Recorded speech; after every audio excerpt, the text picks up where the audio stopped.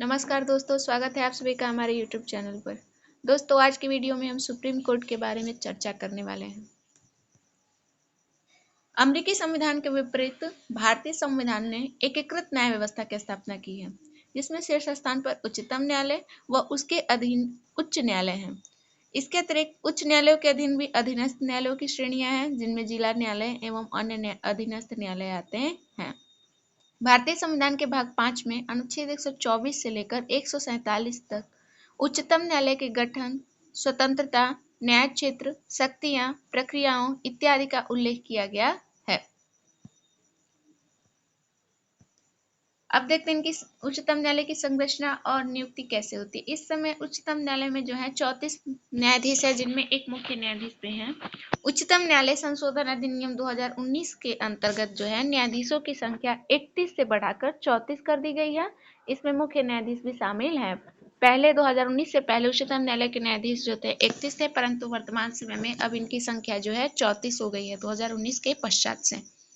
अब देखते हैं न्यायाधीशों की नियुक्ति कैसे होती है। तो उच्चतम न्यायालय के न्यायाधीशों की नियुक्ति जो है राष्ट्रपति करते हैं। मुख्य न्यायाधीश की नियुक्ति राष्ट्रपति जो है अन्य न्यायाधीशों की सलाह के बाद करता है। इसी प्रकार अन्य न्यायाधीश की नियुक्ति भी होती है। मुख्य न्यायाधीश के अतिरिक्त अन्य न्यायाधीशों की नियुक्ति में मुख्य न्यायाधीश का परामर्श भी लिया जाता है कि किन किन व्यक्तियों को अन्य न्यायाधीश की कैटेगरी में रखा जाए। अब देखते हैं न्यायाधीशों की अर्हताएं या योग्यताएं क्या हैं। तो उच्चतम न्यायालय का न्यायाधीश बनने के लिए किसी व्यक्ति में निम्न योग्यता होनी चाहिए। पहला है कि उसे भारत का नागरिक होना चाहिए। दूसरा है उसे किसी उच्च न्यायालय का कम से कम 5 साल के लिए न्यायाधीश होना चाहिए। इसके अलावा अथवा में लें तो उच्च न्यायालय या विभिन्न न्यायालयों में मिलाकर उसे 10 वर्ष तक वकील होना चाहिए। और तीसरा है कि राष्ट्रपति के मत में उसे सम्मानित न्यायविद भी होना चाहिए। शपथ या प्रतिज्ञान की बात करें तो उच्चतम न्यायालय के लिए नियुक्त न्यायाधीशों को अपना कार्यकाल संभालने से पूर्व राष्ट्रपति के द्वारा जो है शपथ दिलाया जाता है। और यदि राष्ट्रपति नहीं शपथ दिलाए तो उनके द्वारा जो नियुक्त व्यक्ति होता है वह उन्हें शपथ दिलाता है। राष्ट्रपति के द्वारा जो नियुक्त व्यक्ति होता है उन्हें शपथ दिलाने का कार्य करता है। अब इनके वेतन भत्तों की बात करें तो उच्चतम न्यायालय के न्यायाधीशों के वेतन भत्ते, पेंशन इत्यादि का निर्धारण जो है संसद जो है समय समय पर करती है और इनका वेतन संचित निधि से ही दिया जाता है। कार्यकाल और निष्कासन की बात करें तो संविधान में पूर्ण रूप से इनके कार्यकाल के संबंध में कोई उल्लेख नहीं किया गया है, परंतु ऐसा प्रावधान किया गया है कि वह 65 वर्ष की आयु तक ही अपने पद पर रह सकते हैं। न्यायाधीश राष्ट्रपति को अपना लिखित त्यागपत्र भी दे सकता है अगर निष्कासन की बात करें तो। और दूसरा यह है निष्कासन में कि संसद की सिफारिश पर राष्ट्रपति द्वारा उसके पद से हटाया जा सकता है। अब न्यायाधीशों को कैसे हटाया जाता है इसके बारे में देखते हैं। तो न्यायाधीशों को उसके पद से हटाने का आधार जो होगा दुर्व्यवहार और सिद्ध कदाचार होना चाहिए। राष्ट्रपति के आदेश द्वारा उच्चतम न्यायालय के न्यायाधीशों को उसके पद से हटाया जा सकता है। राष्ट्रपति ऐसा तभी करेंगे जब संसद द्वारा उसी सत्र में ऐसा संबोधन किया गया हो। इस आदेश को संसद जो है अपने सदनों से विशेष बहुमत का समर्थन प्राप्त होना चाहिए, यानी कि महाभियोग की प्रक्रिया द्वारा ही न्यायाधीशों को भी उनके पद से हटाया जाता है।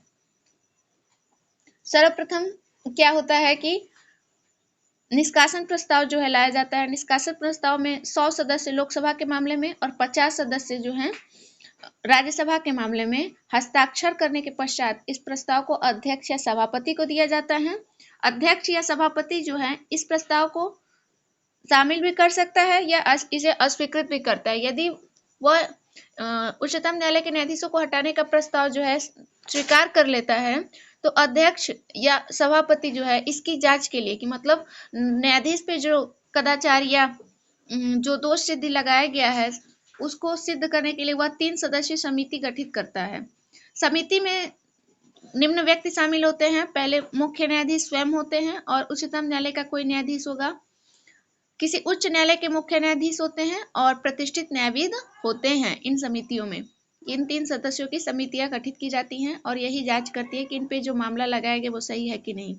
यदि समिति जो है न्यायाधीश को दुर्व्यवहार का दोषी या असक्षम पाती है तो सदन इस प्रस्ताव पर विचार कर सकता है कि उनके द्वारा जो प्रस्ताव दिया गया है वह सही है या नहीं। विशेष बहुमत से दोनों सदनों से प्रस्ताव पारित करके राष्ट्रपति को भेजा जाता है और अंततः राष्ट्रपति जो है न्यायाधीश को हटाने का आदेश जारी कर देते हैं। विशेष बहुमत से तात्पर्य होता है कि सदन की कुल सदस्यता का बहुमत तथा सदन में उपस्थित और मत देने वाले सदस्यों के 2/3 बहुमत से उसे पारित होना चाहिए, दोनों सदनों से। इस प्रकार न्यायाधीशों को उनके पद से राष्ट्रपति हटा देते हैं अंततः, यदि दोष सिद्धि हो जाती है तो। अब उच्चतम न्यायालय की शक्तियां और क्षेत्राधिकारों के संबंध में अगले वीडियो में देखा जाएगा। थैंक यू दोस्तों।